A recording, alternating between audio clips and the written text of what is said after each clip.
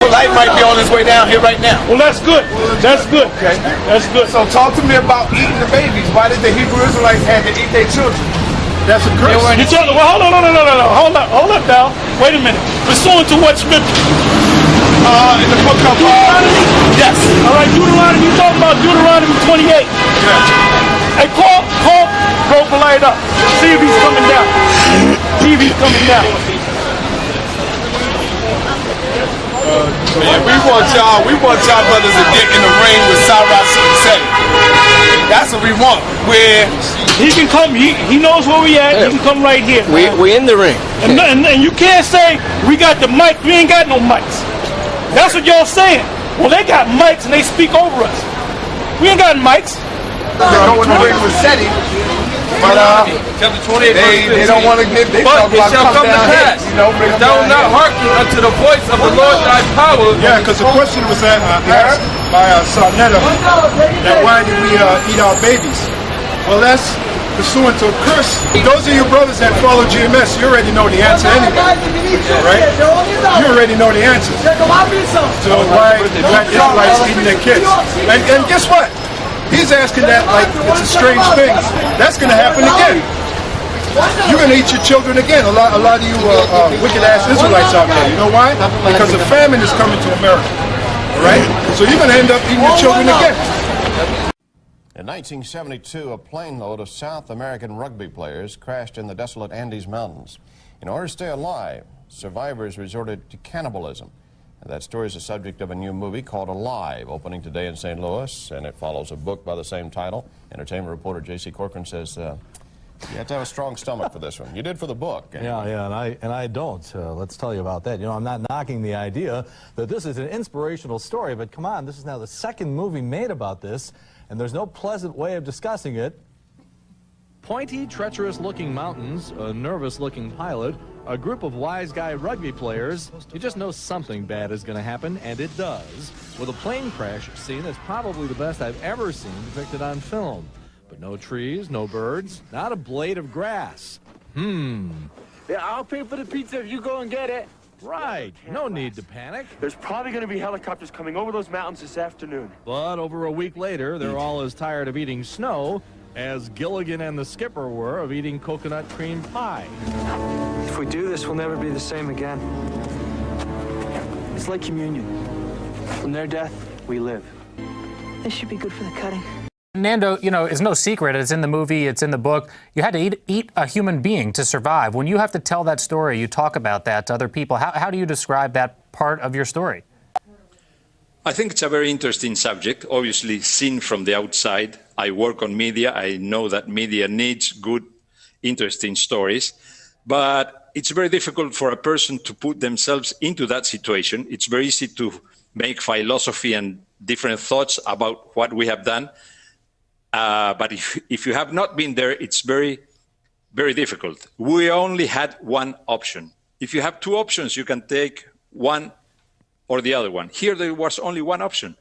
And I think we were very advanced because we were the first official donors in history. We made a pact and we said, if I die, please use my body so at least one of us can get out of here.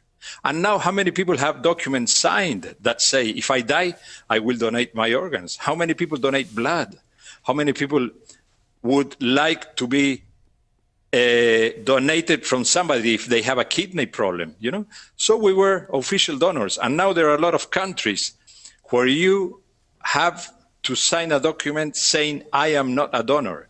You are born a donor. So I think it's just a different point of view if you're sitting down on an armchair and making philosophy thoughts about this. But if you were there, I'm sure Jacob and all the people that are looking at this interview would have done exactly the same thing. It's one of the most compelling and one of the most memorable moments, Nando, from the film. If we do this, we'll never be the same again. It's like communion. From their death, we live. People will understand. When you watch the film, you know, what goes through your mind? It looks to me that I saw that film and that it didn't happen to me. It's 40 years ago. 40 years ago, the world was different. Now the people have evolved in so many ways, with technology, with news, with communications. And I think you can accept those hard facts. When you're in a limit situation like this one, this is not business or money or success. This is life and death. When you have to make decisions about your life and your death in the next 30 seconds, 40 seconds, in the next minute, you have to peel away from your body that thin veneer of a civilized being, and you will be pushed to do things you never thought a human being had to do to survive. But it's very difficult to be in that position. Only people who have been on a limit, extreme survival situation can understand that. You mentioned about why do we eat our babies. If y'all can tell me when that happened, I'll give you the answer. I don't know when that happened. I can't. But no, I'm not. I'm saying in general. Right. You, Polight, whoever. If you can tell me when that happened, I'll tell you why it happened. And it did happen. It did happen. Because y'all disobeyed the law's command. Well, I'll give you the answer. The reason why that happened. Go to that, man. Go to Deuteronomy 28. It's around the 50th verse.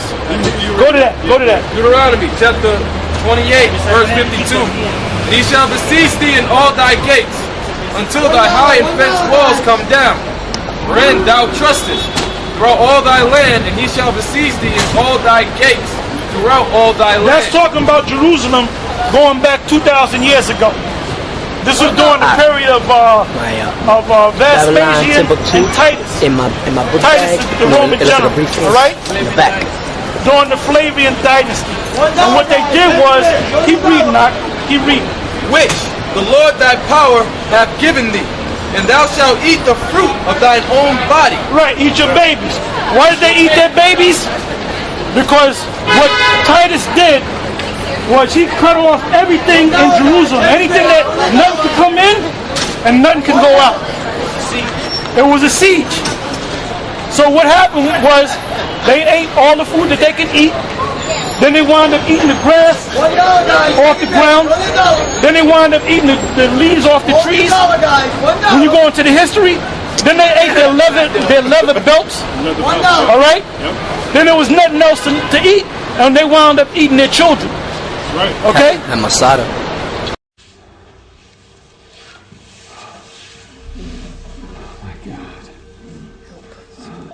Let's go.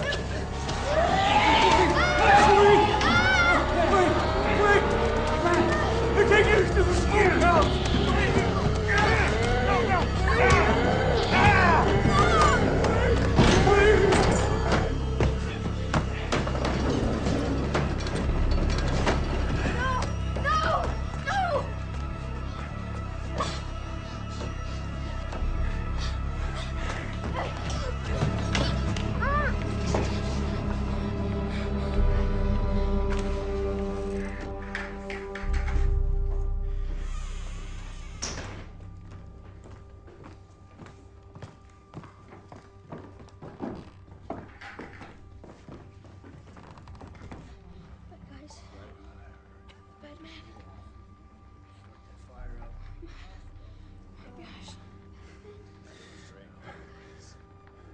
Left this window. I'll leave it open for the smell. What smell? You don't smell it anymore? Who wants a drink?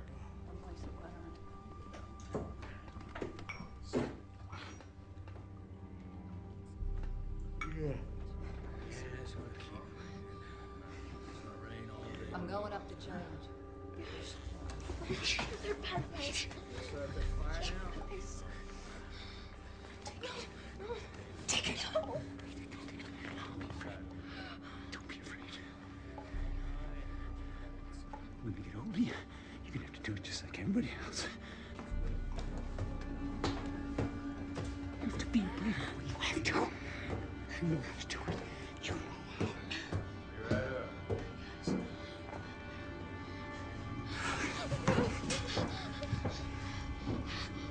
What are you doing?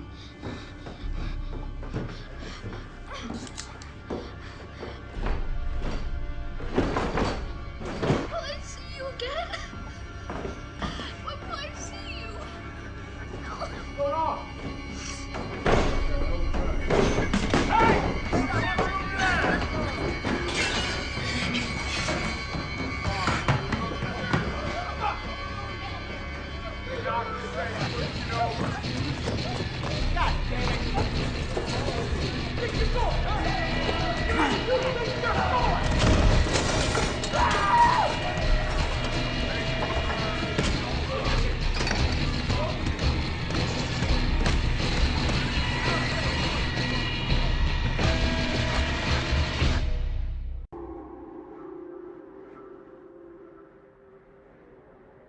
Do you think anyone lives there?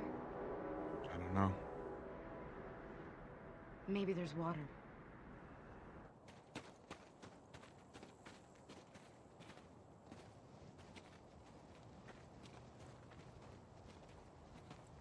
Stay behind me.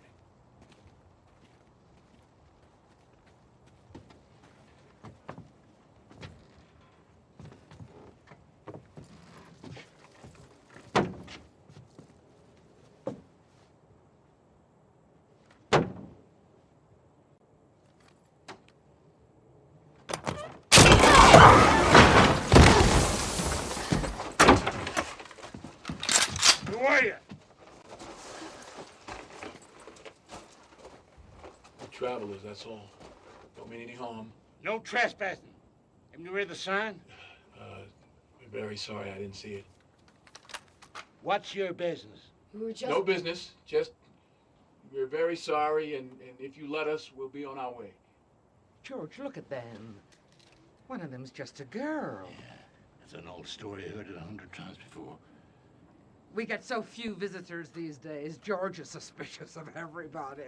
I'm Martha. Would you care for some tea?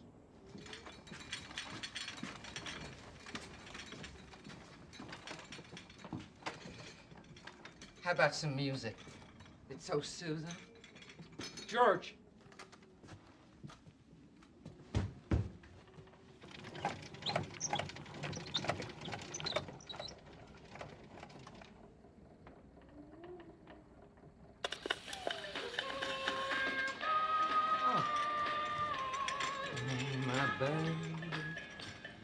How'd you like it? Nice? Please.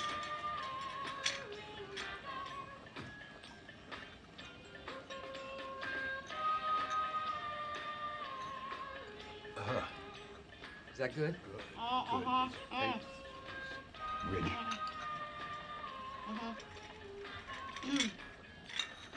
It's amazing that you two have survived out here all by yourselves. Well, now, George is something of a handyman. He did a lot of work on this place, making it safe. We may be old, but we're resilient. We've no more than a few tried to take this place from us. Haven't we, George? Yes, we have. Right. I want to show you something. Come on. George, no! Not now. Come on. Are these... Graves? Sure. Be uncivilized not to bury them. Besides, it's good for the soil. Come on back inside. I think I might be able to rustle you up some sandwiches. Well, thank you. Thank you very much. We gotta go now. They killed all these people. They didn't just kill them, they ate them. Her hands were shaking. Too much human meat. Let's go. We gotta go now. They killed all these They people. didn't just kill them, they ate them. Her hands were shaking. Too much human meat. Let's go. We gotta go now. They killed all these They people. didn't just kill them, they ate them. Her hands were shaking. Too much human meat. Let's go. I found some meat. I found some meat. I found some meat. I hope you're hungry. No. No, thank you. Well, we gotta be going. So soon? Yeah, I'm afraid so. Are you sure you won't stay? I'm sure. I'm very sure. Put the gun down. So, Laura, you take this. Open the door first, please. So, Laura, thank you for the tea. Thank you for the tea. Thank you so much for the tea.